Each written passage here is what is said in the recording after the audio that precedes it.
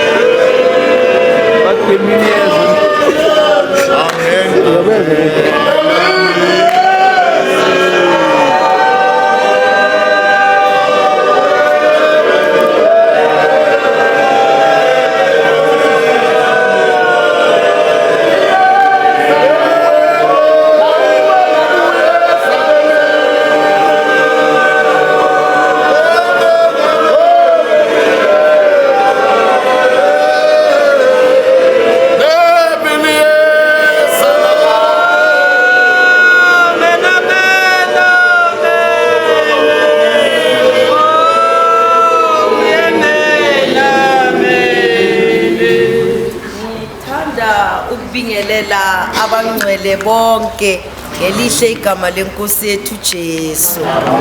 Hayi ke mina ngumama Mutlali, umama Lindi, umakhelwane wakababa Nkabinde.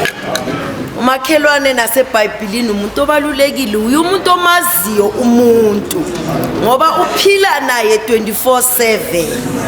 Sengila ngizokhuluma ngobaba Nkabinde.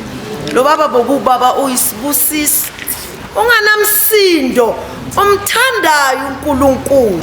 Simbonile estradini sithi uyathanda nesonto lakhe nefamily yakhe. Oh Mama Nkabinde umnesile ubaba Nkabinde, sisaphila naye sesizokuthuba basekasesibhedlela, siphinde sizokuseka phumile nabantwana bayidlalile irole kubababa. Ngikhumbula bamenzela ibirthday samanga lestradini. Abantwana benzela ubaba ibirthday, bamenzela ubaba sakubona. So ngithanda ukusho ukuthi sekahambile ubaba, nisele nomama, ningajiki ubaba unifundisa ukukholwa bekakholwa ubaba nalapha kwakhe bekuke kukhonzwe so njengoba sekahambile ubaba ningajiki sizibona izindle eziningi masekuhamba abazali uma ngaluthi lela khaya bokuyikhaya enceko latshintsha so sisahlala nani lapha ya ephiri maningajiki ningamjikeli nomameni hlale nomameni uhambile ubaba sekusela umama sekazohlala nani so ngumakhelwane ngizolokhu nginikhuza ngithi manje senenzani ngoba umakhelwane umuntu wokusiza so bazalwane ubaba uNkabinde bekanokuthula mabakhuluma ngaye kanje ngaphakathi ukuthi yebo yilento bekayiyo bekanganasiphithiphithi so ngizoshiya ngevesi lapha ya umpostoli Paul uThesalonika uthi angithandi ningazi ngabalalayo athakathandi futhi nina labe abadlokhola nibe nethemba hambile ubaba mara uNkulunkulu wakhe akahambanga so sengisho ngalawo magama mamkabinde mangabe ukhona usekhaya umama naye bokunokuthula angikhulumi ngoba ngekho ngikhuluma into esiyibonile so ngithi ke family yakwaNkabinde dudu nabantwana nikwenzile ubaba namphatha kahle yiko kufanele kwenzeke ubaba phila anibusise abonge inkosi yomusa inibusise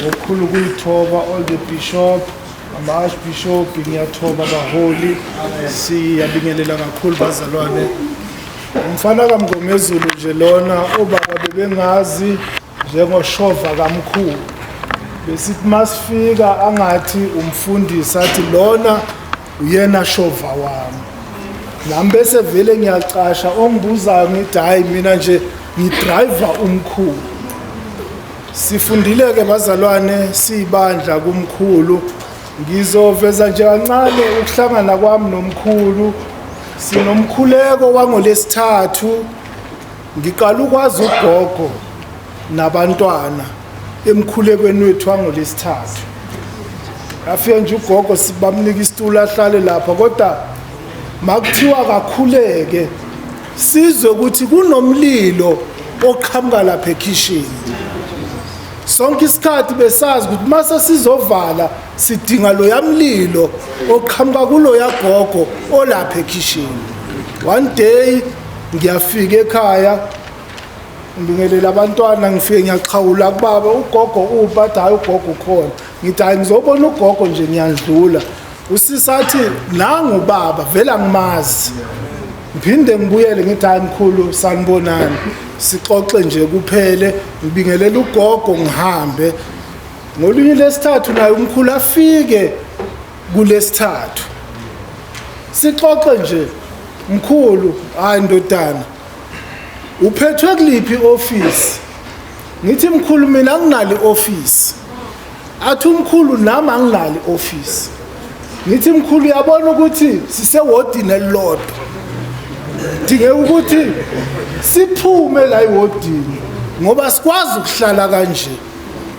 Athi umkhulu hayi sizobona, sikhuleke nje bazalwane, sikhuleke. One day ngithi mkhulu kunebandla, ake sihambe siye eMpumalanga ngoba ngibuye eMpumalanga. Ake sihambe siye eMpumalanga siyobona omunye ubaba.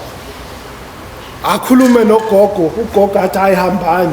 Sithatha imoto sihambe sifike eBalfour, sihlale nomholi, akhipha iconstitution athi hambani nayi insimu idinga isebenzi, kodwa thathani lokhu niyobheka eGoli, mina ngizozwa ngani. Sibuye nomkhulu sihlale phansi sifunde siguglishe, senze yonke into. Ayisibona ukuthi no iyaphila lento. Ngo-Good Friday ngithi mkhulu asambe futhi siyobheka, sambe futhi nango-Good Friday siyobheka. After Good Friday siphinde sihlale phansi, mkhulu injani lento? Athi wena uyibona njani? Ngithi no mkhulu iyiyo. Athi no nami mfana wami ngigugulishile futhi nobaba Mahlinza ngimgugulishile, ngabheka ukuthi yindoda lena engangiphatha. Mayinibusise inkosi. Sahlala ke nomkhulu, saya enkonzweni, kwalunga yonke into, wayezinikele ebandleni, wenza yonke into. Umkhulu ubelithanda ibandla bazalwane, futhi sifundile, ufundisile kwala iSoweto. Thina mina vele bese ngihambe nayo, baba abaningi bangazi, ngihamba naye umkhulu, sifundile bazalwane. uNkulunkulu usheshe wasiphuca yena nje, kodwa sifundile. Esifisa ukuthi singathi sifundile kumkhulu bese senza the opposite. Ngeke ngasho ngasisande ngathi sizobe siyalithukisa ivangeli esithi umkhulu usifundise lona, ngoba usifundise lokho, thina mase senza lokho asenzi lokho asifundise kona. Manje lokho nje bazalwane, nami ngithi nguveze ukuthi ibandla lakaMsindisi umkhulu oyinikele kulo walithanda, sahamba endleleni, kwakuhle konke. Inkosi yomusa inibusise. Amen.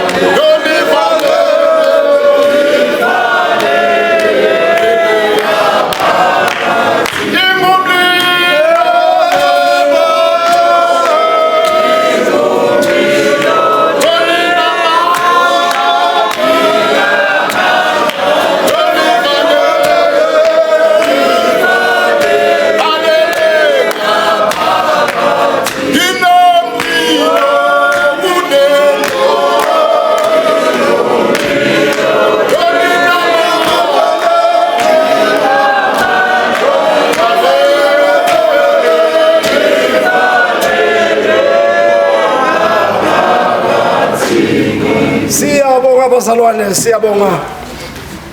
Ngiqale nje ukuthi ngiphinde futhi ngihloniphe abaholi bami. Babukhanyile sihloniphile. Siyazi kakhulu ukuthi uhambile nalensizwe. Siyabonga kakhulu bakhona kwakho. Bakuntoni? Siyabonga kakhulu Nkosi yami. Kuningi sikufundile njengabubhuku bethu. Siyabonga kakhulu. Babunkoma. Siyakhuleka kakhulu kuwe Nkosi yami.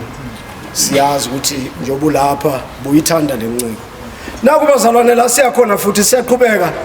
Ngishilo ngathi soloku sishanje amapeniti. Siyakukhala eZiyoni. Ozokhulumela ikhaya leZiyoni ubaba wethu uMngadi.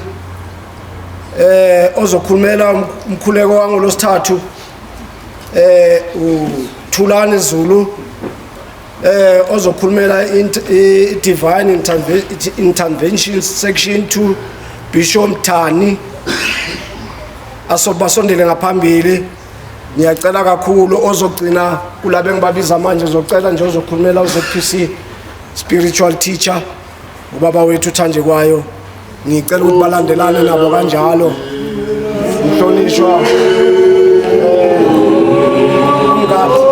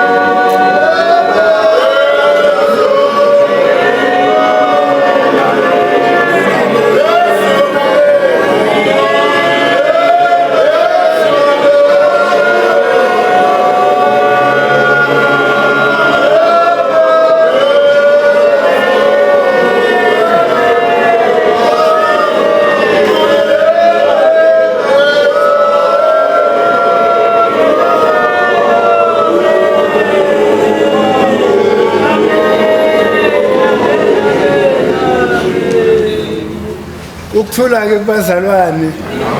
Ngiyabingelela abazalwane ngegama lenkosi. Ngiyathanda ukubingelela kwiPorters House. Ngiyabingelela abaholi bami ngegama lenkosi yethu uJesu. Ngiyathanda ukubingelela kubaba wethu uMshengu. Ngiyabingelela baba. Ngiyabingelela bonke abaholi abakhona endlini. Ngiyabingelela ngegama lenkosi yethu uJesu. Amen bazalwane bami. Nomndeni ke kaMfowethu uNkabinde ngiyabingelela kuwo kakhulu bazalwane. Kuthiwe ngikhulumela ikhaya leZiyoni namhlanje bazalwane. Amen.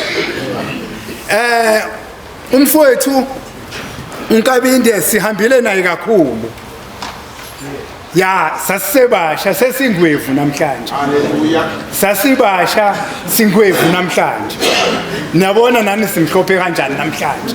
Kodwa ngaleso sikhathi sasisebasha uBishop wethu ubaba uNkabinde thina la iSoweto uye wayiphethe thina abasha sasibasha ngaleso sikhathi leso. Malibonge igama lenkosi. Wayiphethe thina oBishop uMncube laba babephethwe uye. Bonke labo baba ende ngiyakhumbula ngelinye ilanga Mshengu sake sangena kwabanye obaba siyokhuluma ngendaba yekhaya leZiyoni kubo. Uma sifika kulabo baba lokho abenobaba ofuna ukusixosha lapho. Kodwa thina sagcina sixoshe yena lo baba lo. Simxoshe nobaba wethu uNkabinde. Sasinjalo nje bazalwane. Sake sabuzana ukuthi uma uthi wena uzoxosha thina wena ubani? Thina singobani? Siphilile ke nalomfowethu kakhulu bazalwane. Njengoba ngisho ngiyakhumbula ngelinye ilanga sifika ondini kukhona enye indoda yayikhethiwe kuthiwa izophatha thina abantu abasha. Yayikhethwe enkomfeni singekho thina. Kodwa sathi uma sifika thina sathi lo angeke thina siphathe. Kodwa ozophatha thina saphinde samkhomba lapho. Sakhomba ubaba wethu uNdlamlenze overseer sathi uyo ozophatha abasha bekhaya leZiyoni. Yindeke indlela esihambile bazalwane ekhaya leZiyoni sihamba nalomfowethu. Lo mfowethu benesinye isiphiwo sokuthi uma ngabe kunesixakaxaka akwazi ukulamula njengegama lakho umlamuli. Wayinayo leyo nto leyo yokuthi uma ngathi kunesiphithiphithi kodwa mayifika yena alamule leso siphithiphithi. Siyabonga. Ngiyafisa ukuthi ngisho kumndeni kaNkabinde ukuthi ngempela bekuyindoda le ende bekuyindoda esithembile ende bekuyindoda ongayethemba. Akhona amadoda okungelula ukuthi uwethembe.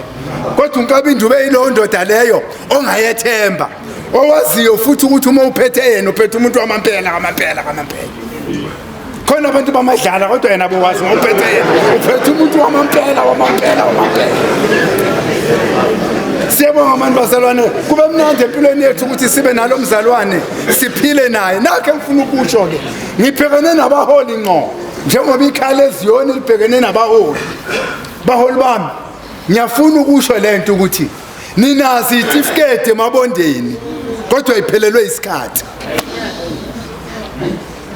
Ninazo na register kodwa zilela uthuli le itifiketi zenu emabondeni. Buyani baholi ikhaya leZiyoni likhonela lokho ukuthi linilungisele labo kuma registration. Ngifuna nje ukukhuluma only ngeregistration namhlanje.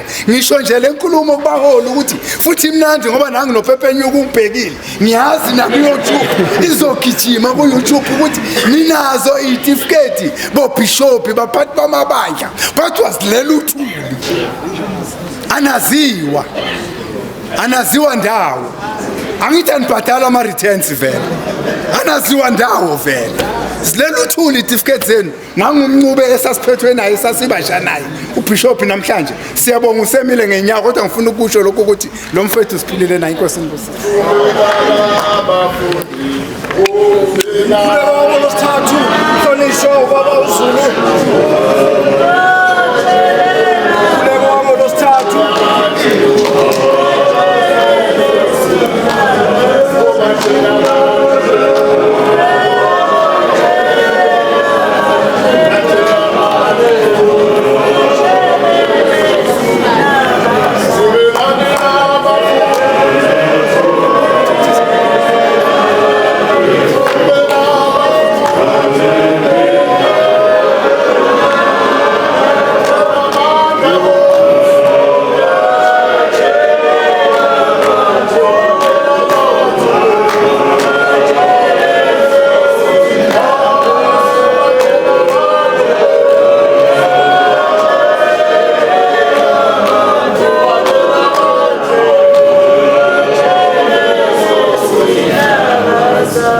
Siyababingelela abazalwane egameni lenkosi yethu uJesu. Amen. Sibingelela ubuholi bonke egameni lenkosi yami uJesu. Amen. Ngibizwe nginganakile. Amen bazalwane. Sibonga ke bazalwane nathi ithuba esilitholayo ukuthi sikhulume ngobaba uNkabinde. Amen. sihambile nobaba wethu sathandaza naye imizi nemizana. Amen bazalwane. Ekade sikufunda ke kuye wayethanda ukuthi ke ungayi ngesixuku ngoba noBhathimeo samshiya. Amen bazalwane. Maye sakufunda nje lokho wasesho ukuthi kithi ke ningaba bazalwane abatatazelayo. Waye ubaba uthanda ukuyithoba kakhulu noma ebona ukuthi isimo asivumi. Amen bazalwane. Athi hayi sizongena kulo sihambile ke nobaba Kabinde ibanga nobaba uMngomezulu simbonile ehamba naye ehle inyuka naye noma egula bazalwane.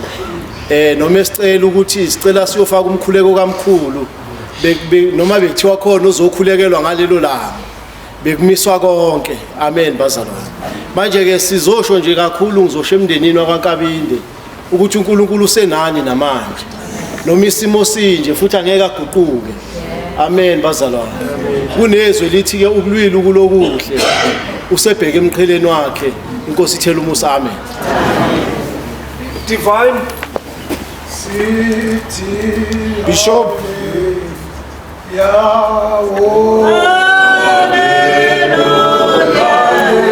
Divine intervention section 2 Bishop Tani.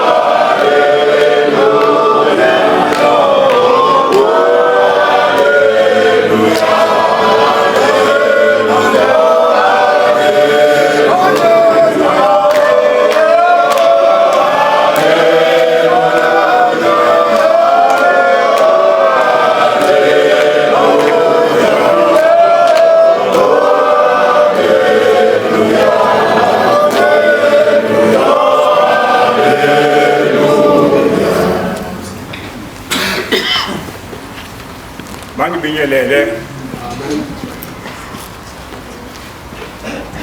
abaphathi bami ngokulandelana kwabo.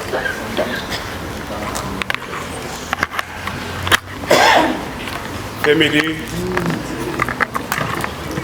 ya baba Nkabinde lo omela uBishop Tane wa All Nation Apostolic Church at Lepenten.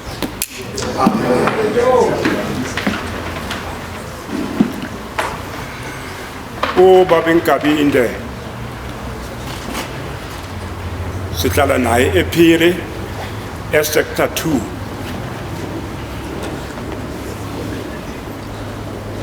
2. Bekwe umabhalane wami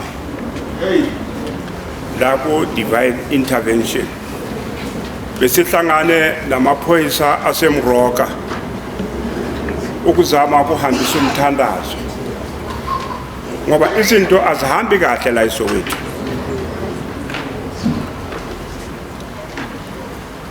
Kwatholakala ukuthi kufanele kube nomthandazo osukufaka ePolice Station ukuthandazela amaphoyisa ukuthi bayenze izinto ze-right. Singene futhi naseyikoleni ukukhuza imeya emibi. Ubabi uNkabinde ngibuhlungu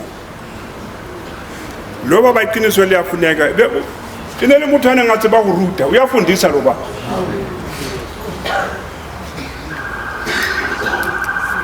Every year nge-Good Friday masenza i7 words nikhumbula asinikeza ivangeli bekuye wasifundela umbhalo iholo begcwele ethi uyashumela lo baba ena kamnandi ena abantu bahleka nokuhleka abekwazi ukushumayela ivangeli lakhe. So family ngifuna ukulishiya ngencwadi ya 2 Corinthians chapter 1 verse 3 and 4. Kwinkonzo yakhe ngifuna ukulishiya incwadi yezenzo chapter 20 verse 25. Ile ncwadi engishiyela inkonzo yakhe.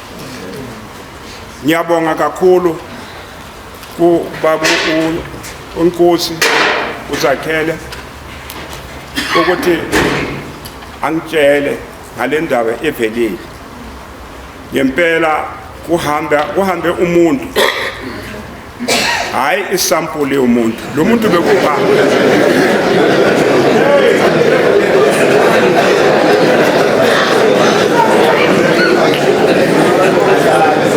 ubaba uNkabinde into ngimfunde isikhathi esincane kodwa ngamfunda lo baba ukuthi into wrong i wrong. And maze ukhuluma nawe uyakwazi into yokuqala uyalalela lo baba, abelalela. Abengajaha ukuphendula, ukulalela. Ngikhumbula one day ayizonqolela. Besila multi-purpose. Kwasangena omunye umama, angithi manje le nkonzweni siyahlupheka thina singabafundisi. Abantu bayenza amara into bayithandayo lapha enkundleni. Kwasangena omunye umama ufaka ikhola amasipho angaka. Wakhoshetha ubaba wathi hayi yini manje ngiyibona lapha, siyakuphi. And manje ngoba lo mama begqoke i-blue and white njengami, wangitshela ubaba wathi hey mfundisi, lungisani lento. Wathi ayilungele lungisani lento, ayikho lento. Lungisani lento. Sengisho ngithi ke ngiyabonga bakhethwa baMudimo. Sengathi uNkulunkulu angaduduza inkonzo yakhe, aduduza ifamily yakhe, sonke silahlekele, especially la sector 2 bese sizothola imfundiso right bekubaba usithobile okwazi ukukhuluma nabantu. Sengathi ke kulungile isikhathi masifikile sifikile. Bekubaba ngempela, yena bekubaba ngempela, kwazi ukushumayela, kwazi ukufundisa, wenza yonke into. Sengathi uNkulunkulu angavula amasango angene emuseni wakhe. Thank you, ngiyabonga bazali. ZPC Potter's House spiritual teacher.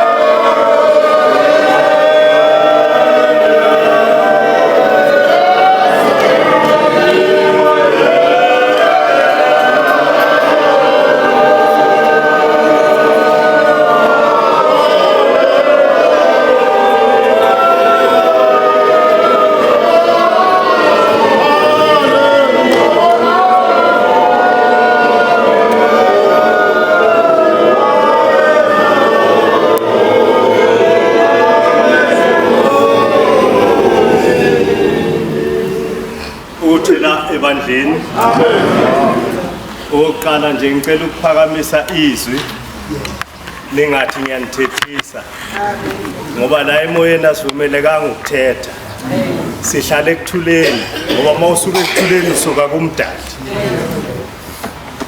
ngicela uqale ngibingelele usihlalo uprogram director ngibingelele ubuholi bonke ngokwehlalo all protocol observed bingelele i-Potter's House bingelela amaqhawekazi bingelele ibandla lonke ngimbonga umoya ingcwele wenzile ukuthi namhlanje sihlangane sizokhuluma ngolimo oluyingcwele cela ke ngisazokhuluma inkosi ingisize please help me God ngizokhuluma ningathi ngime isikhathi eside ngizophatha 2 ngizokhulumela uZPC bese ngithula imemezelo lo hlelo lokugcina le imemezelo alisezukuba khona after sermon izobe seyishayile ngoba ngizobe sengiyithulile i-item yokuqala ngizochaza nje ngoZPC uZPC is built upon love and unity. Love is the experience of oneness, of unity. iZPC expressa ke uthando ngokuvakashela nokuthandazela abagulayo. Ngokuvakashela abadala izaguga nezingqalabutho zaseYoni nakwamanye amabandla. Ukusekela nokuthandazela umndeni uma kuvele isifo njenganamhlanje. Ukuthandazela nokusekela umphakathi nabazalwane abavelelwa izimo ezibucayi kunye nezinhlekelele. Sisekela inkonzo kezemishado nenkonzo zokugqoka. Love help us as ZPC to transcend duality. Ngoba uthando la luphila khona ayikho negativity, aluyazi nje uthando by its nature. Luyasisiza ke ukuba sikwazi ukubekezela, ukuba mnene, ukungabi namhawu, ungasikhukhumezi, ungasigabisi. Ungasiphathi ngokungafanele, ukungabi namagqubu nokungathokozeli okubi kodwa sithokozela iqiniso.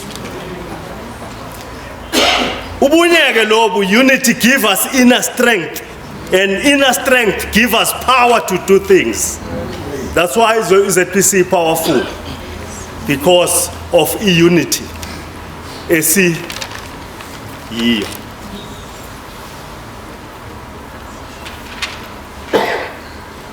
Within the 11 years, we managed to assist abavelelwa ingozi, kukhona amabandla akavelelwa inhlekelele nje ingozi sawasekela. Ukhona umzalwane owashelwa indlu wathi ubuya ngolesine ekhaya wathola indlu ishile. uNkulunkulu wasiza sayakha sayiqala phansi yaba yinhle kunakuqala.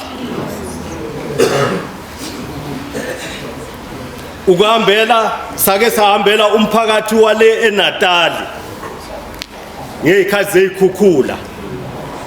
Ukufika kwethu eNatali kwaqubula abaseNatali, kwaqubula i-law firm yazosiza, yazinikela ukuthi izosiza abantu free of charge laba abavelelwe inkinga lapho kule eNatali kuleyo ndawo le eyayinganakekile. Kwa nalenhlangano epha izipho gift of givers or givers of gift. However, kodwa ke yakhipha 600 parcels, food parcels. Yanikela ukuthi labo abahanjelwe izindlu izobakhela izindlu, ibanike na 4 appliances. Kwasukuma nabe home affairs beza nabo banikela ukuthi bazosiza abalahlekelwa amaphepha. Khansela nalo yanikela ngokudla yanikela nangezinye izinto kusho ukuthi nje kwaqhubuka konke ngokuya kweZPC eNatali kuyasizakala eNatali. Lo mnikele na unikele ethendeni lale eMidlands wafike sawuthula lapho nemali yanikelwa lapho safike sayithula lapha eNatali. Kwaba into nje enkulu yaphuma nasemsakazweni ku Radio Zulu. Siyabonga lokho lo msebenzi nawenza ngaleso sikhathi. MaZPC amahle namabandla amanye asekela ngaleso sikhathi.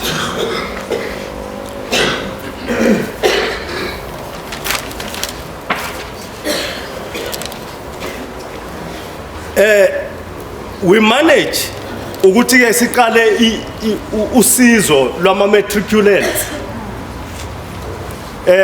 every year ikhona leyo nkonzo yokuthi sisize abantwana be-matric.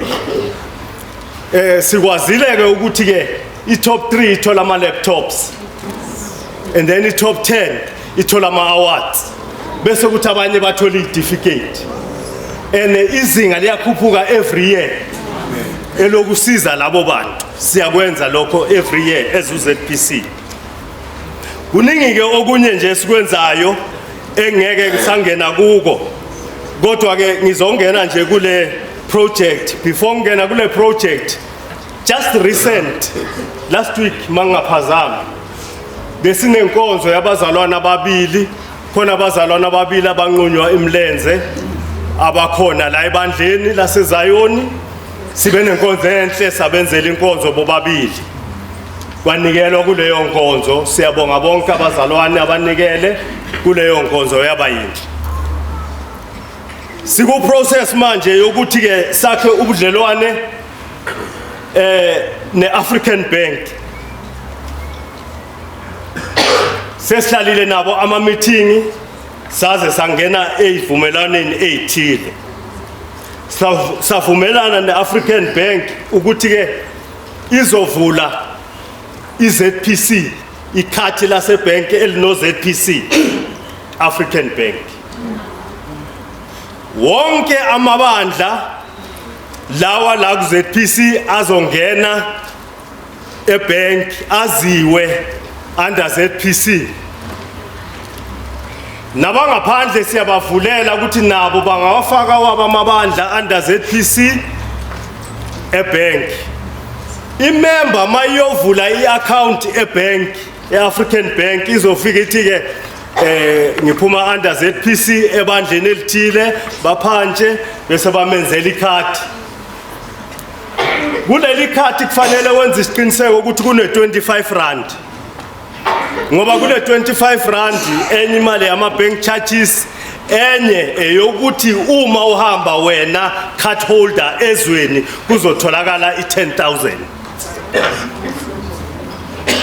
Kune waiting period ye 4 months uma uhamba natural noma nge-natural death. Uma uhamba nge-accident akuna waiting period. Uma ucabanga ukuyibulala kune waiting period ye 12 months. Ungazibulali ingakapheli 12 months.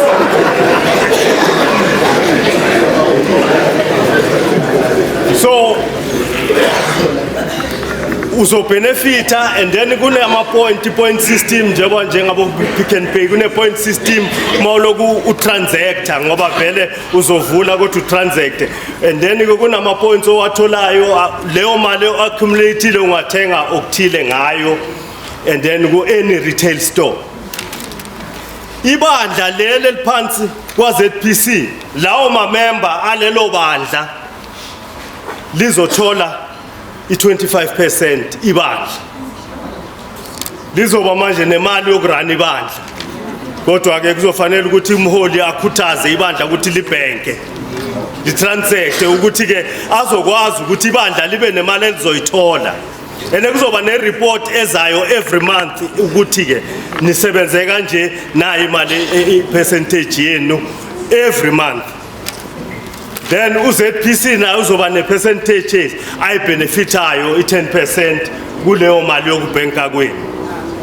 So siyakhuthaza ke ukuthi ke bazalwane nawe wenza isiqiniseko ukuthi ke kumama umama uSimelane likhona igama lebandla wenze leso siqiniseko ukuthi lizokwazi lingasali lapha ebank ngoba sekuyahanjwa ke manje inhloso kaZPC ukuthi kulobunye ubuyoni nalezi ezinye inkonzo akubenefitwe manje akube nemali yokurana ibandla eneke i-opportunity yokuqala le evelayo asazovuleka amanye ama-opportunities ngoba lento irano umdali njengoba ngisho ukuthi sihlele ekuthuleni thina nasebunyeni umdali uyasivulela nje iminyango and then-ke na umnyango ovulekile siyacela ukuthi asiwusebenziseni lo mnyango sibhenefitheni sonke ngoba kuzobhenefitha uZPC kubhenefithe ibandla kubhenefithe futhi ne-individual eneke uzokwazi ke nokuthi uthathe loan ngemva kwesikhashana esithile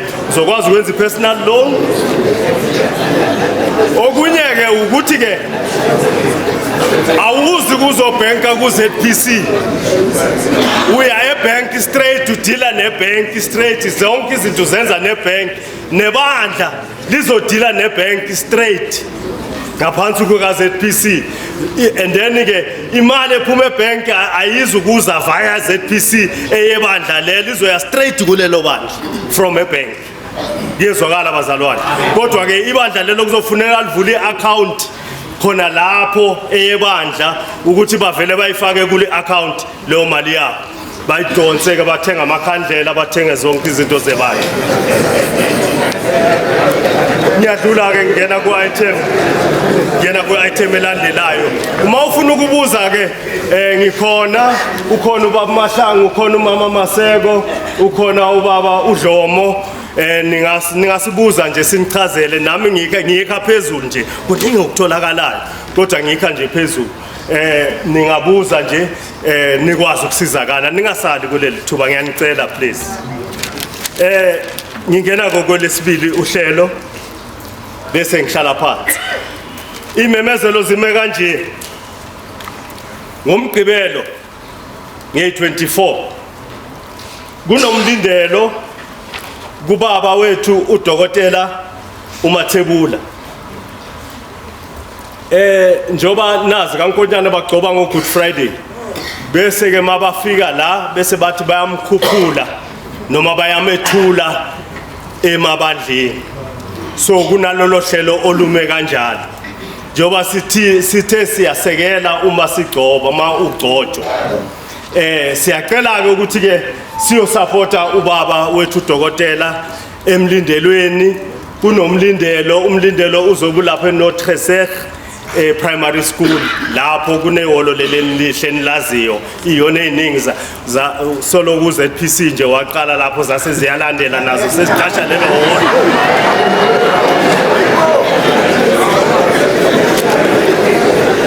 njoba ngithi uyavula nje uZPC iminyango uyavula kukhona okunye azokuvula nilandele siyajabula lokhu nilandela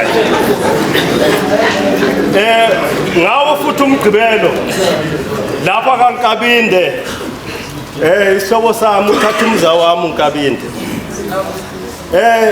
lapha kaNkabinde kuyalindelwa nakhona siyacela ke futhi nokuthi sisupporte emlindelweni umlindelo lo owale uzoqala ngo9 ebusuku kwenzela ukuthi kukhona le nhlelo zokuthi kukhulunywe bese ke kuya emnikelweni so uzoqala ngo9 siyacela ukuthi ke basheshe baphumelele nalaba abaku program bafike ngesikhathi owala uzoqala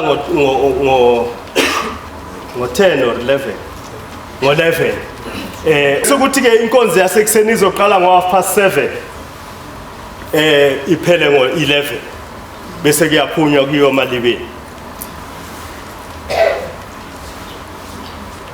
sihanjelwe ugogo ke ugogo Magubane noma Gama ugogo ke siyacela ukuthi ke ama group leaders abazalwane basondele kuma group leaders ngalo mnikele siyasukhiphe siuhlanganisayo njengoba sihlanganiswa la ekhaya namhlanje na uhlangane next week futhi sizobe sinayo enye i-memorial service ngosuku oluzohlelwa ekagogo.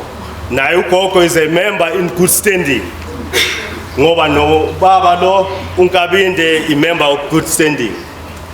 Sengiyaphetha program director ngey 24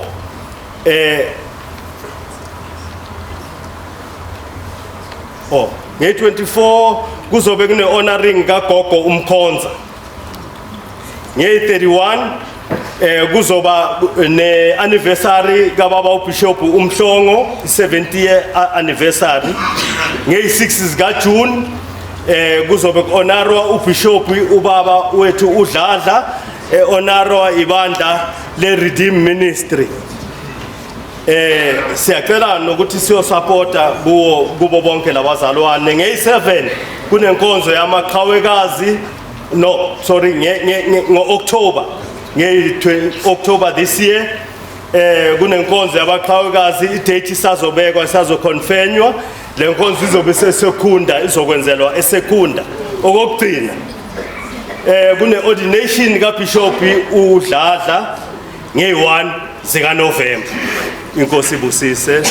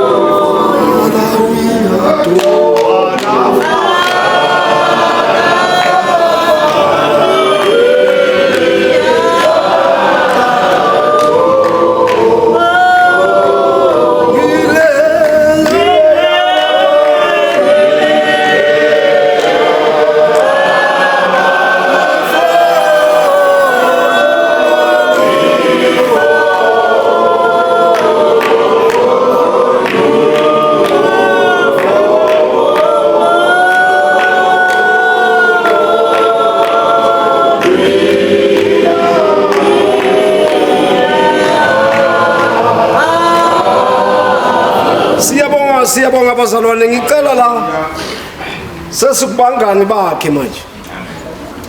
Ngoba umuntu uke wathi uJesu anisese zona izinceku kodwa ngabahlobo.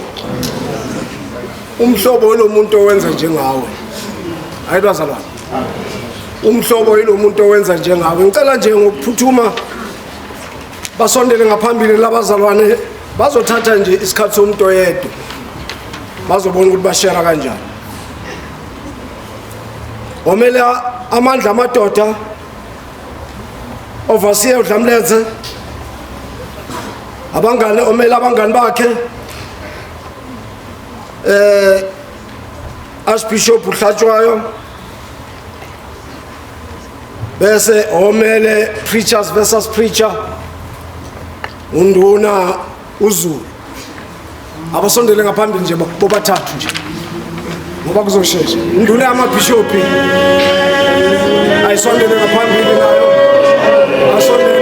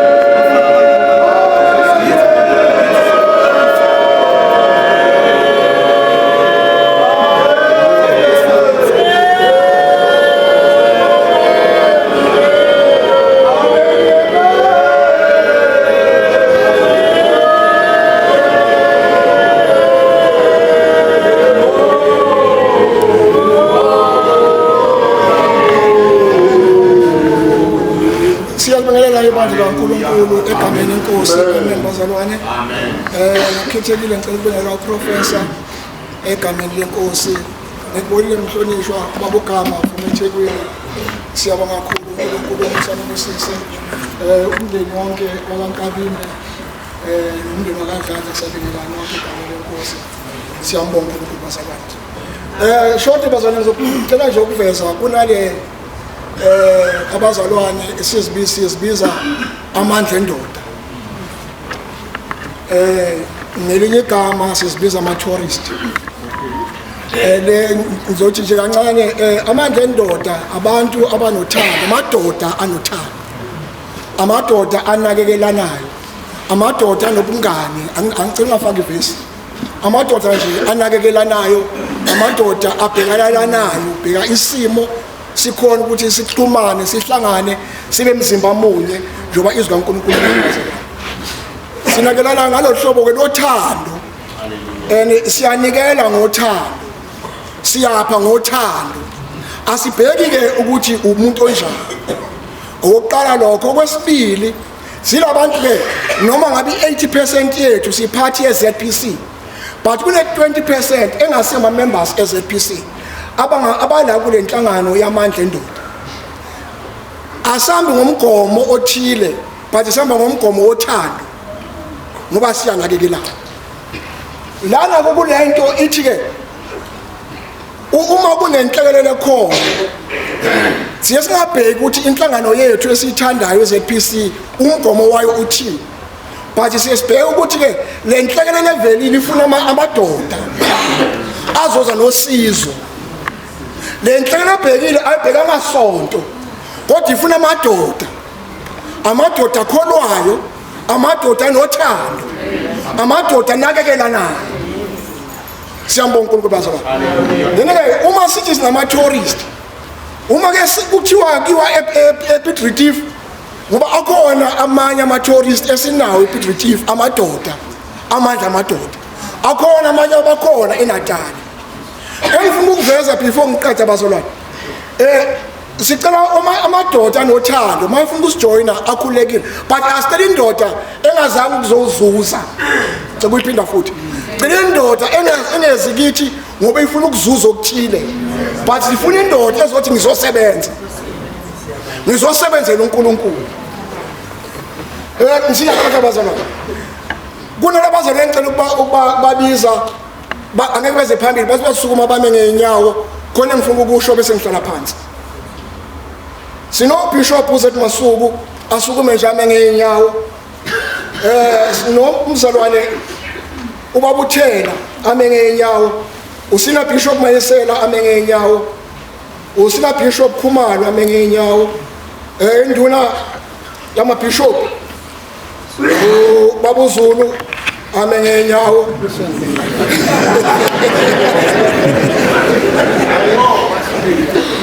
Archbishop uphakathi, presiding bishop uBabu Dlomo, overseer Mavuka, presiding bishop uMahlangu, president chief Nkosi, archbishop Mncube, bishop X Zulu, president N Khayile, uReverend Dlela, bishop Z Shabalala, bishop Malaza, no Bishop V Khate.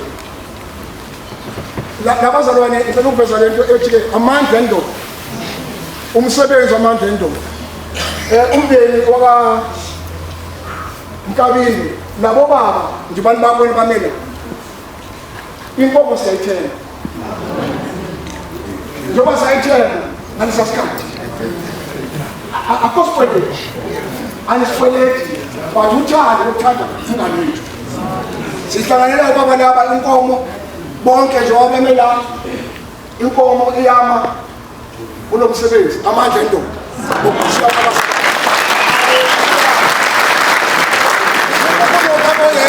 Ukushabalala okugcina ilokuthi ke i-mobile fridge iyeza i-VIP toilet iyeza amandla endoda.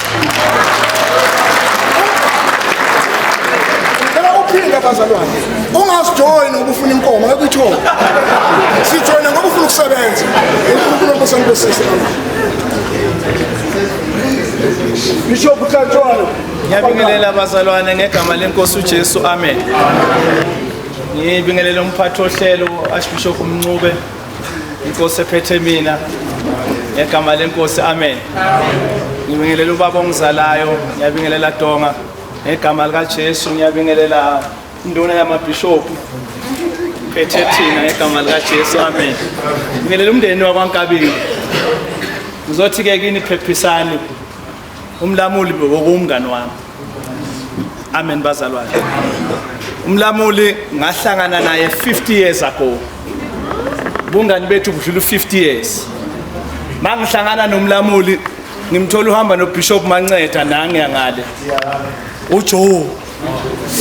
Amen bazalwane. Kwakuyimi uBishop Manceda nangu umfowethu umafukuzela umafa kwaZwane.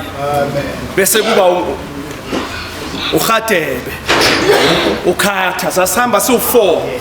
Amen bazalwane. Sisonke emasontweni ahlukene. Umuntu owangikhipha kulabantu kwaba uVusi Mayisela. Wangisa kwelinye isonto.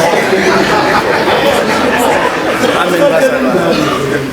Umfowethu lo mangihlangana naye akakahlangani noMadlala. Abekho ngisho nabantwana bakaMadlala. Hlangana nalo mfowethu singabafana sibancane sibahle. Iphemi yaqala ngathi umlamuli wayephemi. Amen bazalwane. Sasibahle siyithanda. Lento yokustasha sibona iqhamba nabo babukhanyile eKingdom. Abantu base Kingdom babefaka amaboots bonke. Kwakumlamuli kuphela ongafaka amaboots. Babesonta kuyiKingdom, basonta nabo babamavundla ezondi. Bephethe umunye ubaba womsuthu la eMletsana. Amen bazalwane. Ngenzela nje ukuthi ngiyamazi lo mfowethu. Angimtholanga ngendlela futhi sihlangane singabafaka ngabokhololo. Uyahlupha umuntu oqhamuke sefa ukhololo Mayisela. Yahlupha umuntu oqhamuke sesishumayeza singamazi safundiswa. Sahlala phansi saba yiyoni. Ngangithi mangiyehalathi ngibaphathele indungu ngoba eKingdom ikhali babephatha ikhali ezinkulu. Manje umlamuli sasimsinda. Amen bazalwane. Umuntu kahle kubafana abancane bangaleso sikhathi esowethu oletha ivangeli oqhamuka nevangeli uVusi Mayisela eza nobabushabalala baqhamuke eCoven. Thina into sasiyazi kahle sasazi ukugeka. Sasikwazi ukuzunga futhi sasizungeza kamnandi. Noma ungambuza naye uMayisela ukuzungeza wakufunda kithi. Amen bazalwane. Angithi sixoxa nje ngomlando kamlamuli. Amen bazalwane. Kanti umlamuli yena masimthola kahle simthola uhamba nobhuti wakhe nangu ubhuti wakhe sasimbiza uKhongo. Laba besonto khona babesonto emarokweni begqoka amaroko. Ethiopia kwakhona isonto babethi Ethiopia. Begqoka amaroko bafasa intamo. Angithi uyakhumbula bhuti omkhulu. Ngisonto la. Umlamuli wasizwa iKingdom nangena eKingdom. iKingdom bazalwane eyayifaka iphike ezinkulu. Ngaleso sikhathi neBright. Amen bazalwane. Saseke siyakhula. uNkulunkulu wasenzela umusa. Kwaba umlamuli oshada kuqala kunathi. Washada umfowethu, mayashada washada noMadlala, waze washona ehleli noMadlala. Kwaba umusa. Amen bazalwane. Salandela ke nathi. Hayi uManceda wezemva kwami. Washada mina kuqala wangilandela uManceda. Sasa sisizwa ke bazalwane ukukholwa. Kulaba mfowethu engibabalayo azange sibheme. Azange siphuze. Kuze phela namhlanje uzuyalala umfowethu azange akabheme. Amen bazalwane. Iyonza namhlanje akunankinga ukubhema, akunankinga ukuphuza.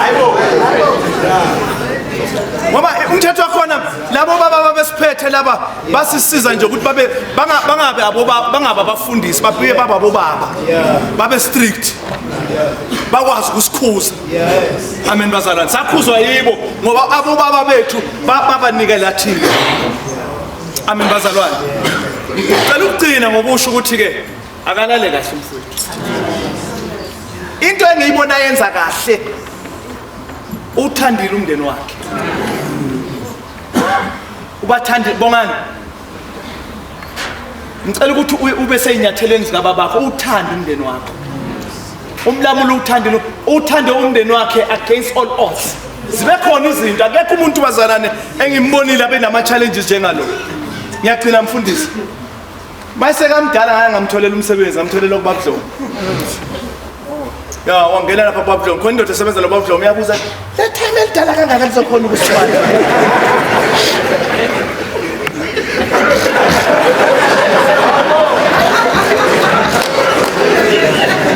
Shumayeli versus Shumayeli. Nduna yamabishop. Ukuthula kwazalwane. Ngiyabingelela nami egameni elihle nelinamandla. Amen. Nami ngithatha leli thuba lokuba nami ngikhulume ngomfowethu uNkabinde asishumayeli namhlanje. Sifuna ukukhuluma nje ngalo mfowethu. Sikhuluma ngoNkabinde. Amen. uNkabinde nami isikhathi side ngimazi. Ngimbona le khona le kingdom lena. Ngamthanda nje kahle mfowethu, ngathi lensizwa le inegazi yathandeka lensizwa. Ngiyakhumbula la makunesiguqo lapha kwathwala ngilayisa kuthwala ngithi mina ungitholele uNkabinde, uthi uthwala why ufuna uNkabinde kunabantu bonke, ngithi mina ngifuna uNkabinde. uNkabinde akazange kuleso siguqo, ngitshelile ngisesidibana manje ngithi uNkabinde ngakufuna zange ngithola uNkabinde bongifunela marazo amanazi, ngithi cha bengifuna nje uNkabinde, wena nje unegazi ngiyakuthanda nje phakathi kweinsizwa zonke ngiyakuthanda. Ngakho ke ngifuna ukusho ukuthi ke ubaba uNkabinde ke ubaba ngempela othobekile ngendlela emangalisayo. Ya ukuthobekile futhi wehlile, uma ungeza kuye ungalimala uma ungamnakanga ngoba uzuza ubhayiza nje ehlathula thitu, uyalalela uma ukhuluma.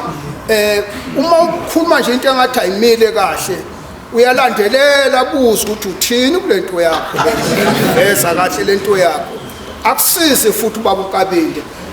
Ngithola into eyodwa ukuthi ubaba uNkabinde emsebenzini bekade umuntu engathi ubesebenza ngama-union, osethi ngathola ukuthi kahle kahle lapha uNkabinde lapha kukhona nobucomrade nyana.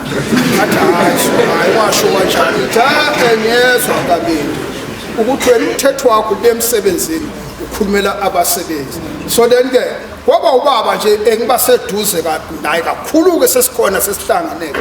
Uma ke kushunyelwa kakhulu baba uNkabinde ngeke umuze ekhuluma, kodwa uyalalela uma umuntu eshumayela.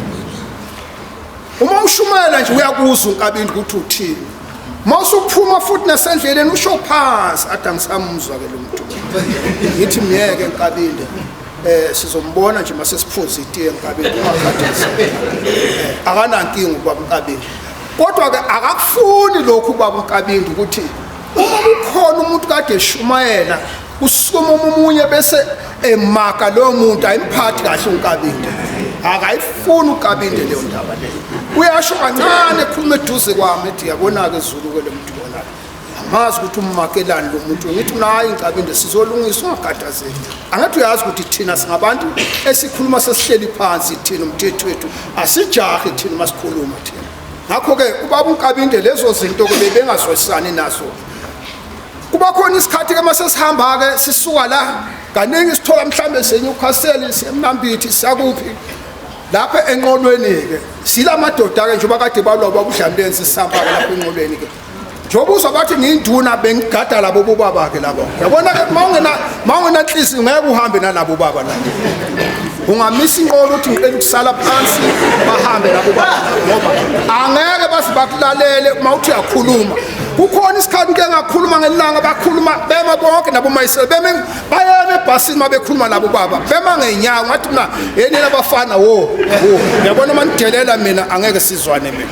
Uma isela lemuva kuba baba uMncube kuba uNkabinde phansi ekhoneni uthanda ukuhlala ekhoneni umzwashanqane athi hayi manasi hayi Mageba hayi man mfethu thula ke sikhulume ngithi mina thulani ngizonitshela ngizonika isikhathi nonke phakamisana izandla abafuna uphakamisa izandla bonke bayakhuluma ngithi ubani ozolalela omunye lapha ubani ozolalela omunye ngakho ke uma sifika le eNanda uba phakathi bese ekseni esisenanda lapha yana besigeze ekseni ya sesizoya enkonzweni ke uMadida wayemiphezulu lapha egibele obondeni lapho uMadida esibiza ngamunye athi wosani uzogeza amazinyo nonke wosani sonke yimi uNkabinde sasilele emotweni ngamthatha uNkabinde kungenandawo yokulala ophakathi balele phansi nabumncubo ngithi mina bayekele balale phansi samsolala emotweni mnganami savuka ekseni masiphuma uMadida esibiza uzani uzogeza amazinyo sizohambane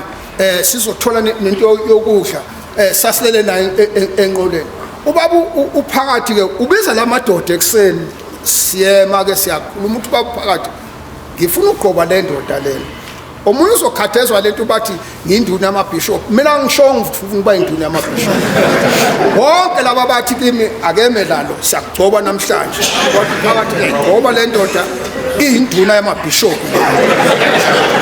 le enanda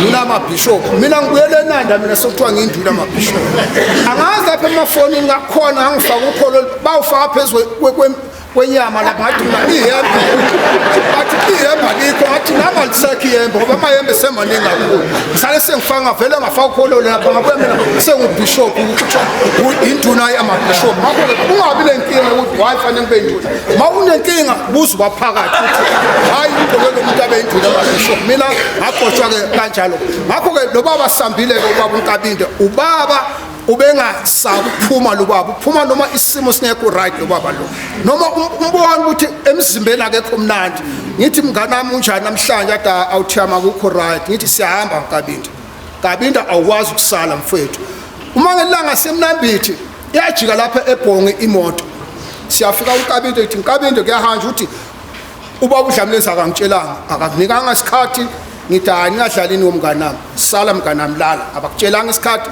lala Nkabinde kusho mina okubuzayo kusho mina yeso walala uNkabinde mara mayilapha eBhonge ngithi mina lenqola ngeke ihambe ngeke uNkabinde asele emuva ayijike lenqola le ayijike inqola into esayenza lapha yana ubaba waseNixto wayithuke kabe ecabanga ukuthi sizohlasela kuyaliwa uma iselaba bangena bangasali bavula ifence bajump ifence bangena bavula iroller door kuba gudugudu abanye bakokota ngapha abanye bakokota Nkabinde vuka wavuka uNkabinde bamba ibro ngesandla ethi akho phethi indwangu ilokhu ibhande lakhe uthi yini ithi Nkabinde ngiyakufuna kuyahanja yabona manje uzokuthi kuyahanja uzanaye bafana izanaye umgaka ngazi bawuthole kusene egate lapha usele lapho wathi uNkabinde umgaka wamzulu ayijika imoto wathi sesihamba Nkabinde uma sifika le eNanda egarage sokhiwa ngithi yazi Nkabinde ukuze umadladla angakushayi asithatha ifone simfonele simbuza ukuthi usele njani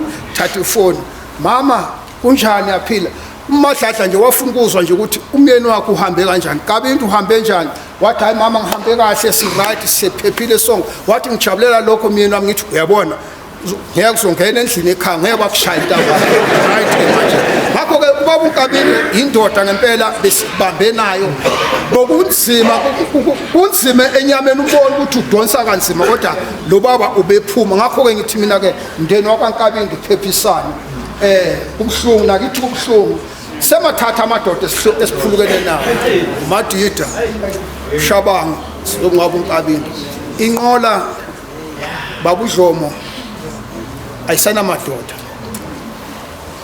akusudlala lokho ngoba amadoda awaphumi uma kufanele ukuhamba ngakho ke lamadoda besihamba nawo besiphuma nawo kukubi bayasazi eNanda masifika le ePieter Tief uDlamini ufika sibuza athi bapha obani sithi baDlamini susijwayela ngiyanasi khona ilanga sasafika ePieter Tief sahlala nemeya yakhona wabiza imeya nenkosi yakhona wafika wahlala sahlala nabo yakhe yankosi yana hawu amadoda abuya lapha amadoda nje wathi asesowethu lawo bayafunda laba bantu laba wafunda kwacishe kwasha babudlomo wakhumbula babudlomo wathi bekufuneka babudlomo la ngoba kuyafundwa hayi ukutatazela akujahwa le makufunda thina siyafunda sihlale phansi sikubuze kancane uma singezwani asilwi asisho ukuthi sesixatshelwa siyakutshela ukuthi thina asivumelani kodwa siyavumelana nawo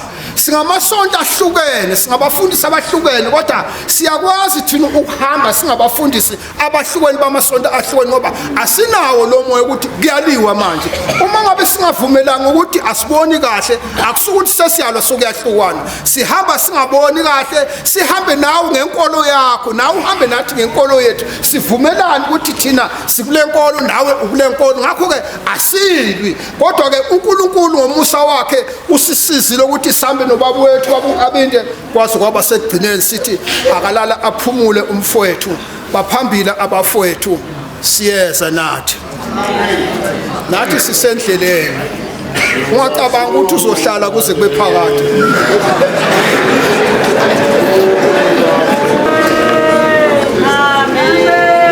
sithembisile bazalwane sithembisile ukuthi ukukhuluma kwaNkulunkulu kuyoba khona namhlanje siyomlalela uThixo hayi bazalwane njoba esukuma umhlonishwa usina Bishop Mayisela uzosisukumisa nje noma sidumise nje ngamahubo nje emva kwaloko bese yangena uProfessor Shabalala nezwi silalele nje uNkulunkulu ukuthi uthini namhlanje uma eqeda uProfessor Shabalala so bese siyakhuleka sonke siyahlukana ayazana uzosisukumisa nje umunye umngane wakhe omkhulu lo njoba beshilo ukuthi ubehlupha naye ubaba lo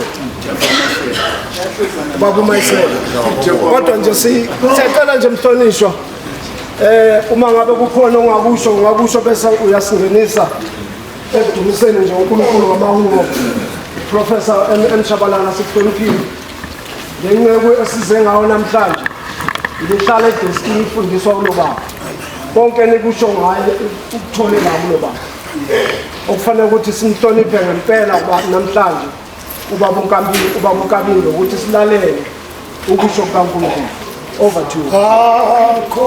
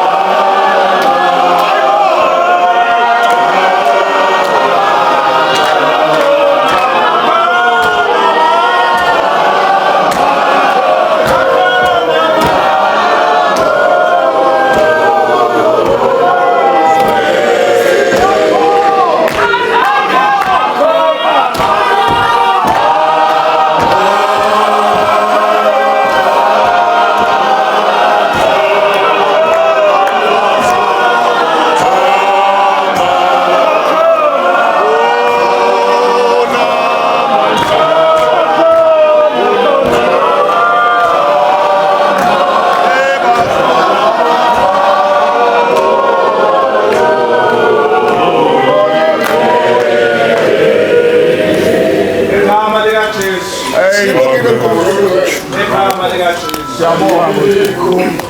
Igama likaJesu.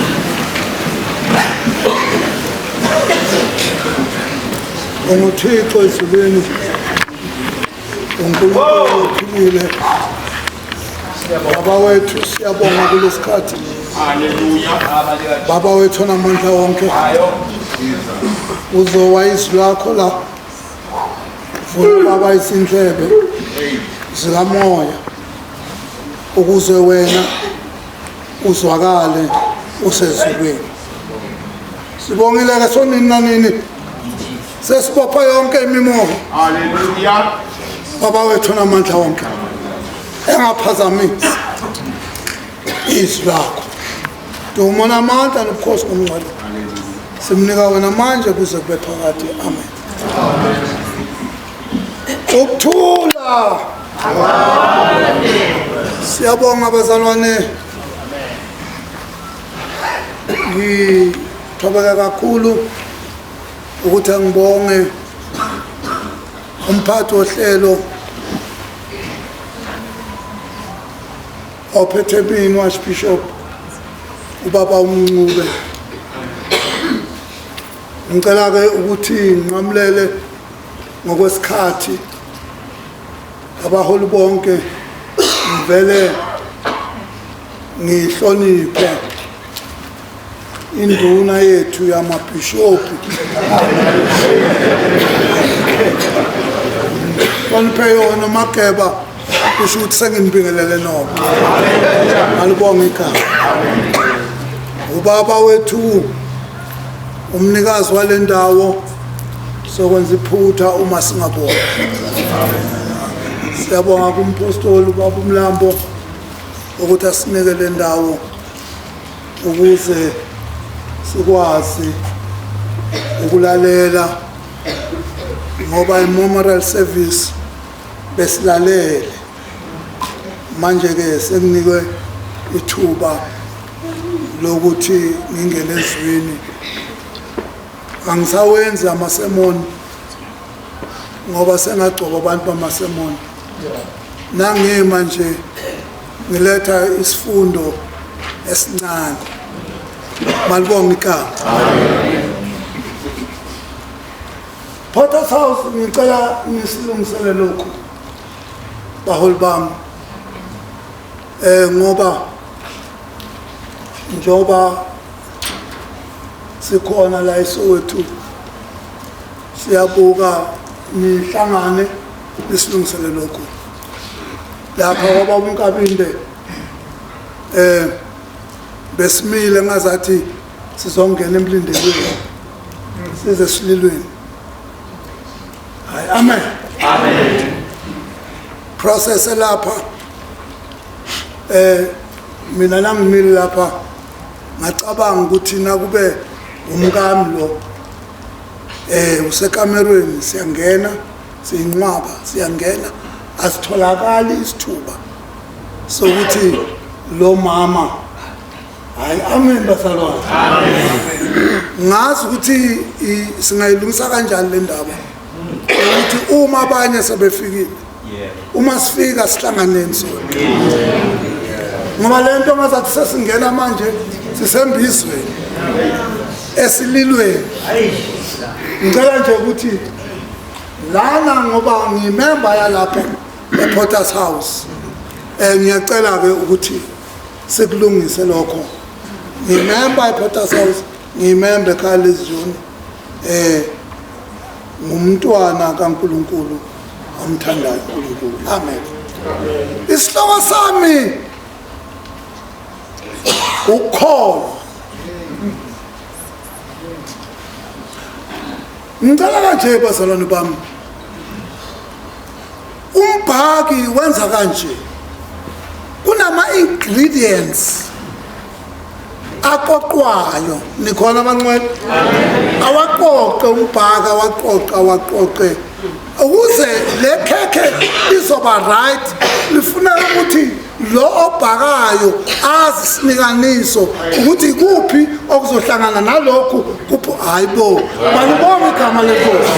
Ngicela ukukhuluma nekhekhe namhlanje elukukholwa kodwa funeka ngisho ukuthi ukukholwa ungakhulumi nje ngokukholwa. Ukukholwa kunama ingredients alikho igama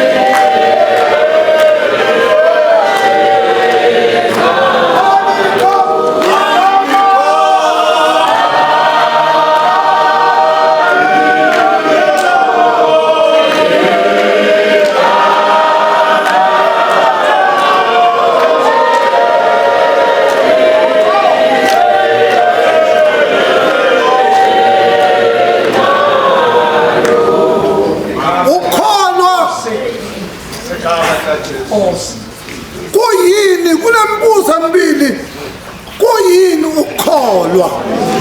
Number 1. Number 2, kukholwa bani?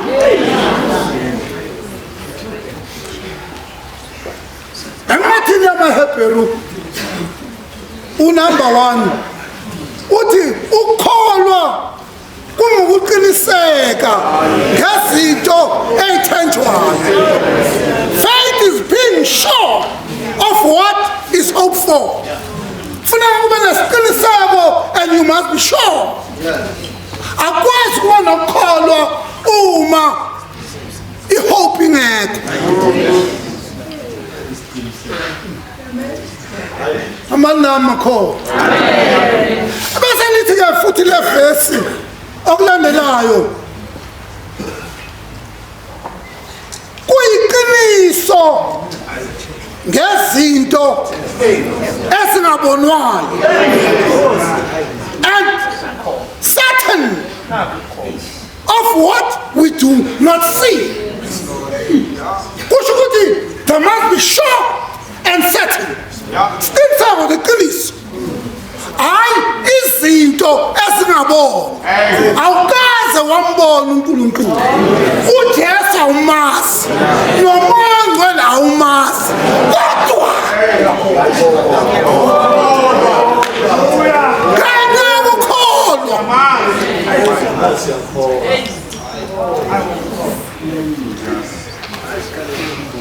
Number 2, sikholwa bani? God the Father, God the Son, God the Holy Spirit. uNkulunkulu Isa, uNkulunkulu Indodana, uNkulunkulu uMoya oNgcwele. Qaphelani izandla yakithi njengoba ngishilo ukuthi la ngiletha ama ingredients izwi sawulifunda izwi engiza ngalo kodwa la ngifuna ukuletha izinto esizothi kuyini kahle kahle ukholo ama ingredients okholo. Uyakhumbula ukuthi uJohn chapter 1 verse 1 uthi in the beginning there was the word. Eqaleni wayekhona ulizwi.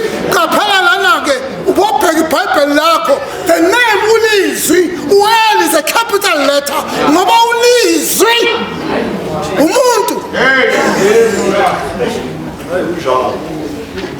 Now yena esikolweni uyazi ukuthi igama lomuntu alibhali nge-small letter. Hallelujah. Kodwa ubhala nge-capital letter. Ulizwi ke wayekhona. Lo lizwi eqaleni.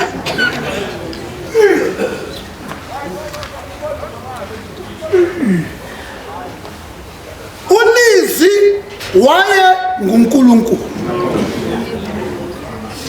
ngoba waye noNkulunkulu. Lesihambelana lo futhi kancane lelizwi. Ulizwi waye kuNkulunkulu. Kezwakala bazalwane. Ulizwi ukuphi ukuba uNkulunkulu ngenxa yokuthi ulizwi uNkulunkulu waba nobuNkulunkulu ulizwi waseba uNkulunkulu. Haleluya.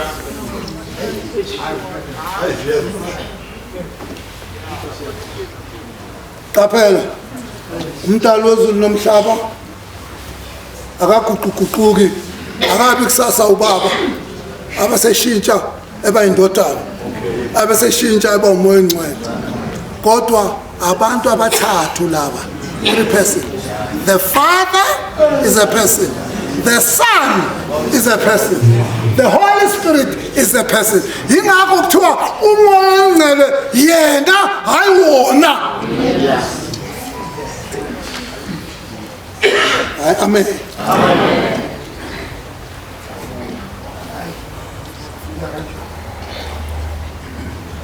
Ngicela ukuletha kulo ubufakazi ukuthi yini abantu sithi bathathu. Uma uJesu eyobhabhatisa. Lithi iBhayibheli uJesu eyobhabhatisa uJohane. uJesu wangena emanzini. Ninahamba salwana.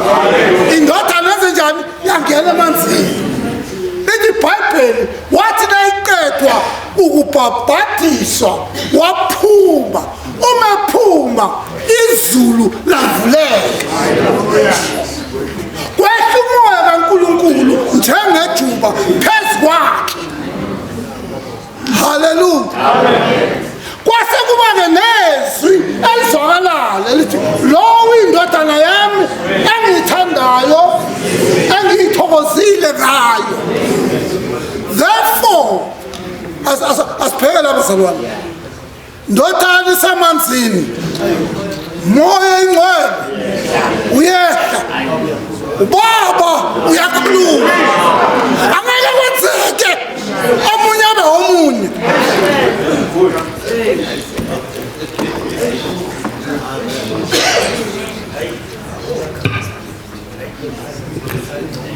Hallelujah.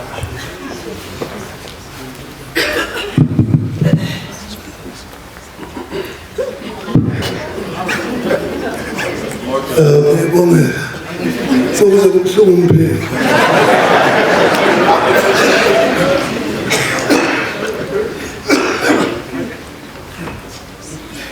bazalwane, ingakho sinegama lesingisi elithi Parakletos, lisho umoya ongcwele, lithi is a comforter, is a counselor, is an advocate, an intercessor, a helper, kodwa ngithandayo, standby. Uyabona ke lana ke kufuneka siqaphele ukuthi uma uthi uyakholwa, ukukholwa akuphelele uma umoya ongcwele.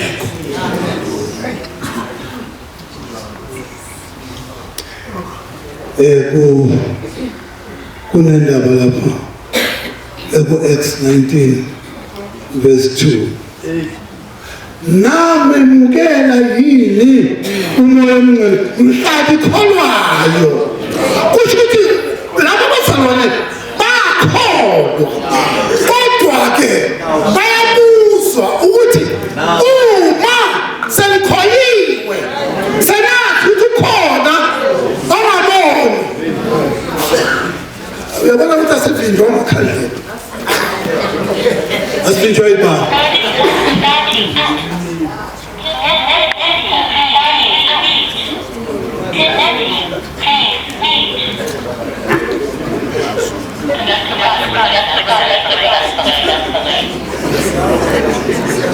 Evelela mayisela bazoshumayela unayiphithiphithi.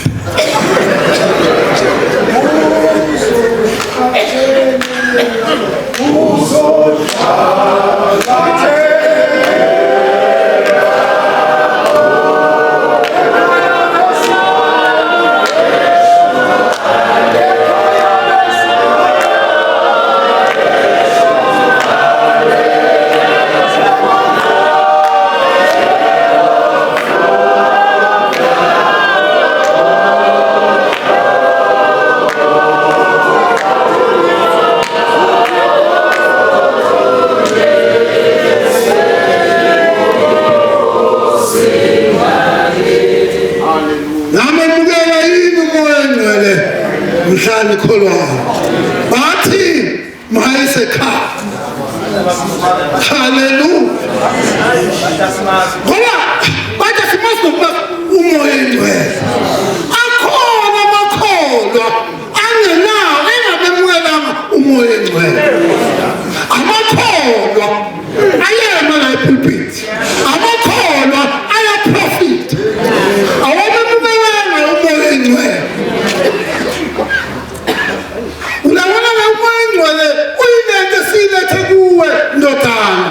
Muzwa umndeni wakwadada nomndeni wakwaNkabinde sithi umoya ongcwele lo muntu owumoya ongcwele nayamukele engene kuwe kuba khona umduduzi. Yebo ninami bazalwane, kuba khona abanye umduduzi. Ubophela iBhayibheli nakhuluma ngomduduzi, alimkhulumi umduduzi nge-small letter, ngoba umduduzi umoya ongcwele limshaya ngo-capital M, ngoba lo muntu womoya uye oletha induduzi. Yabona sigcwele namhlanje naba amadoda amandla kuthiwa nangangeni la, kwathiwa ngizomusa ngoba ngizolibela ngikhuza, kwathiwa bafuneka banjengami la, malibonge ekhaya. Kodwa nawa ayilethile inkomo izodliwa iphele nayisiphelile. Ayinikhona bazalwane, sidikelile la izosebenza iphele, kuzokungcwatshwa sibaningi bantu bahambe abantu baphele nemndeni yonke nomunye othe hayi unakhathazeki bantwana bakabhuti sizowa nani sizohamba nani hayibo anti akathi beshaye umthetho emngcwabeni sofika isikhathi bakhumbule imizi yabo. Ingane zikhumbule imizi yabo, angeke phela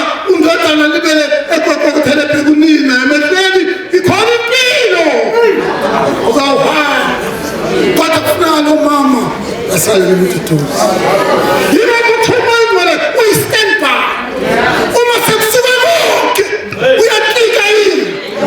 Ududuzeke, konakele. Ube mnandi, konakele. Bamamala ukuthi lo muntu usurvive kanjani. Kunje. Ngoba ukhona Mtutuzi. Ngicela sifunde 2 Corinthians chapter 5.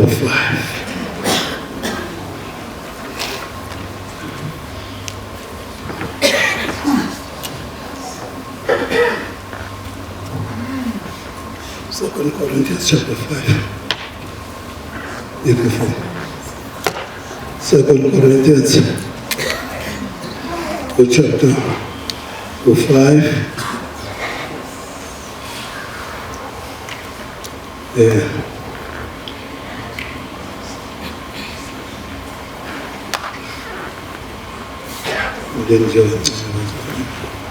Siyabonga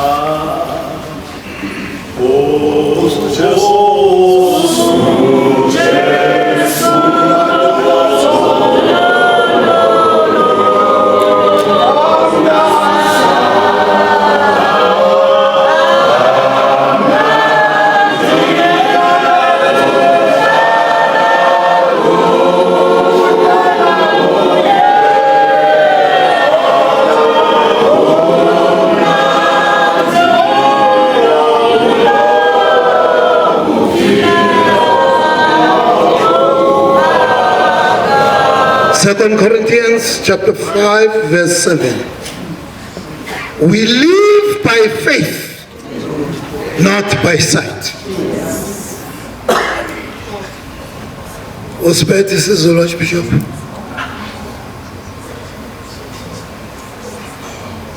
Ngokuba sihamba ngokukholwa. Asihambe ngokubona. Sihamba ngokukholwa, asihambi ngokubona. Sihamba ngokukholwa, asihambi nokukholwa. Sihamba ngokukholwa, asihambi nokukholwa. Ngoba nakube sihamba nokukholwa, funa ukukholwa kube la, sibe sihamba thina la, ngokukholwa kula, kodwa sihamba ngokukholwa, hayi ngokukholwa.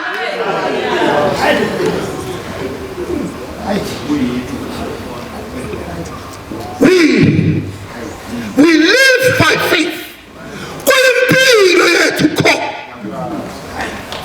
Awubikholwa mhla wevete.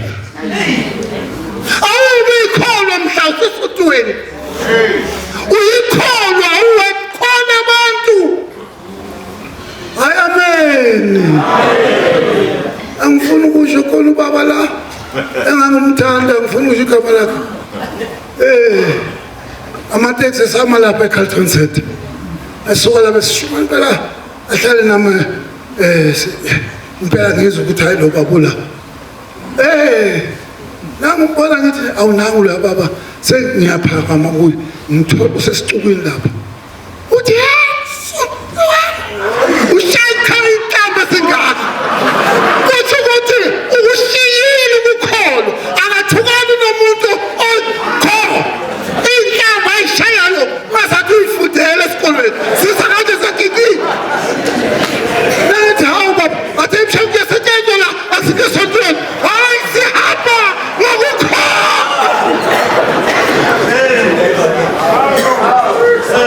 Asibe amakholwa uma sontile. Kukhona abantu abazathi bazibophelela epulpit. Ukhuluma kahle umuntu la esepulpit. Akakaphume la. Usuthi hawu. Hayi amen. Khona umfana wami ngimthanda njani akacula unomuntu phansi. Uyacula futhi nayicula vele ngishaya ngeyilimi. Edakiwe.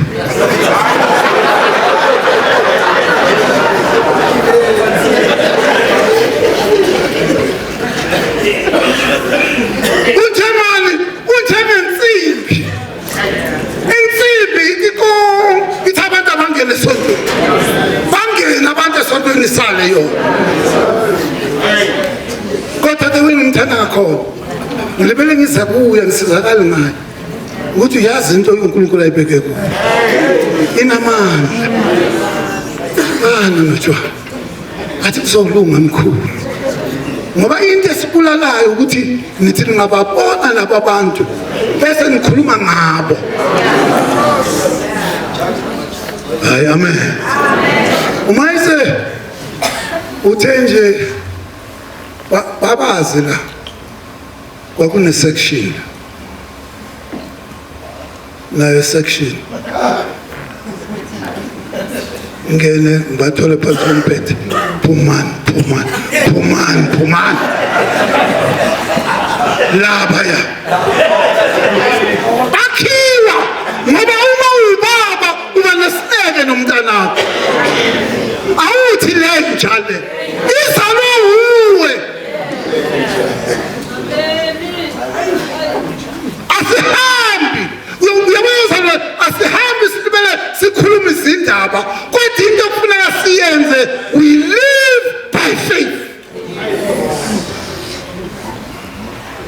Nayo into eyaxabanisa uNkulunkulu ngiqale kanje uMoses noAaron baxabana noNkulunkulu into kade uNkulunkulu ayibamba banganabo okukholwa bengehlela ngale verse mfundisi ubheke lapho uNumeri bengehlela ngale verse bengehlela kodwa yebo ngifuna ukukhona into engifuna ukuyiletha la moya ngicela ukuthi ngilethe lento le ukuze nizo understand abazalwane. Uphela uNumeri u20 uzobheka ngakantshela iverse uthe usina bishop la akhona amandla nizule bazalwane umoya ngcwele unani unamandla kodwa kukholwa amandla kukholwa umuntu wamandla the source of power is the Holy Spirit. Nikhola bazalwane kodwa manje wonke wabuza ukuthi kulesikhathi simanje maningi amandla akhulumayo namadimoni awushayukheshi anamandla nakhona amandla uzoduka nawulandela amandla ngoba amanye amandla awuminye uNkulunkulu akukholwa amandla. We must check. Hey bafana ngoba ngathi noma ngiseyile nto engangifundisa yona ukuthi uma umuntu ungumprofiti a prophet ngathi ake sizile sithi and check which is the source.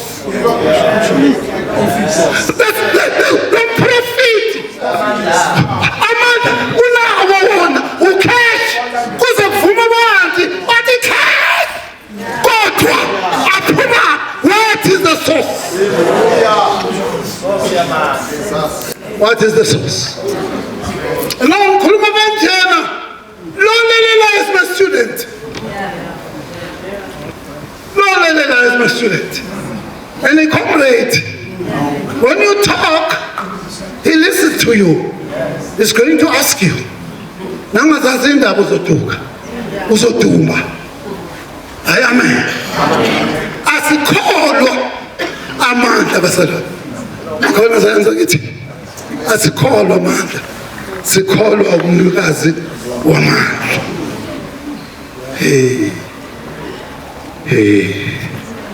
Uke wambona umuntu ongumprofeti. Akutshela izindaba zakho, akutshela. Akutshele zona. Athi nayiqeda. Amen. Angifuna ukusho.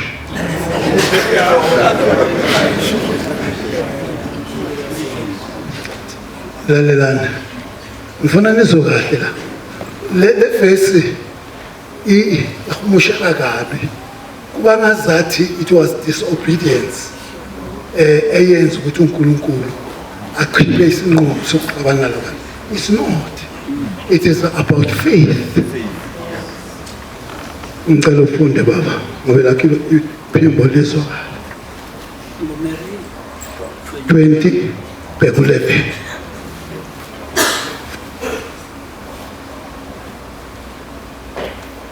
U11 uthi ke uMose waphakamisa isandla sakhe walishaya idwala kabili ngentonga yakhe waphuma amanzi amaningi inhlangano yaphuza kanye nezinkomo zayo. Imake baba uNkulunkulu wayethe Mose khuluma hayi khona la wathi Mose khuluma kuleli dwala wathi Aaron aqoqe babe sedwaleni uma sebela edwaleni bese uyakhuluma kodwa uMose wathi njalo bazalwane washaya. Why? uMose wayekholwa uNkulunkulu wayekholwa iduku. Come on. Ngabe iduku ayiphethe wakwazi uyididela phansi yaba yilo. So ayiphethe yona wazi ukuthi uphethe amandla wakhohlwa umnikazi wamandla.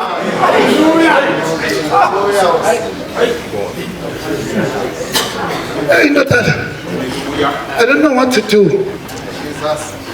I don't know what to do. Ngoba lebanga lesikhulumile ubaba wakho ngazathi ngihamba nani ngimnaka uNkulunkulu. Hallelujah. Lalelani ke u12. Ngifuna nilalele u12 la. Inkulimaze ubaba umkhulu umprofeti wesonto.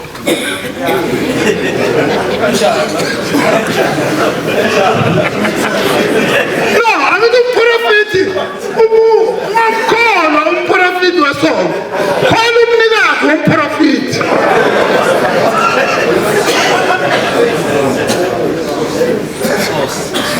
Kukhuluma umprofeti nomprofeti. Akumele kukholwe thina abaprofeti. Ngoba amandla oprofeti awaveli kithi. Kodwa njengoba kuba nezinto zalo anikholwanga. Kwenzakalani? Ukungcwelisa emehlweni abantwana bakwa-Israyeli. Yeah. Ngalokho anikungena anikubangenisa leli bandla ezweni engibanike lona.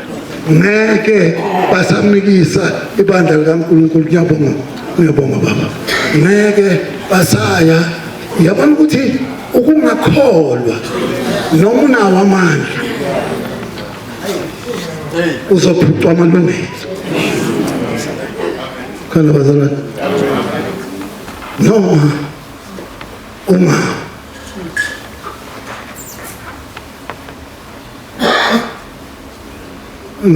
ngaba nephawu engakanani kodwa uma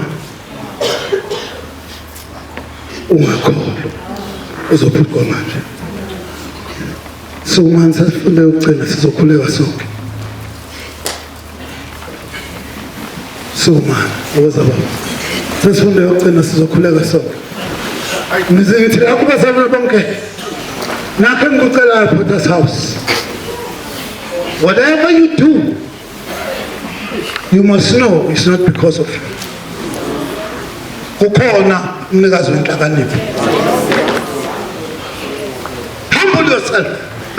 Whatever you do in your church, it's not about you. It's about the owner of it. Ngoba sinethitle wrong yokuthi we are founders. In fact, the founder of the church is one. Which is phansi kwalelidwala ngiyolakha ibandla lami. Thina we have ministries esifaka abantu ebandleni likaKristu. Ithitle nje sinikwa yona nami ngiyathanda ukuthi kuthiwe founder. Kodwa ngisiyena ufounder webandla. Ngufounder wesonto.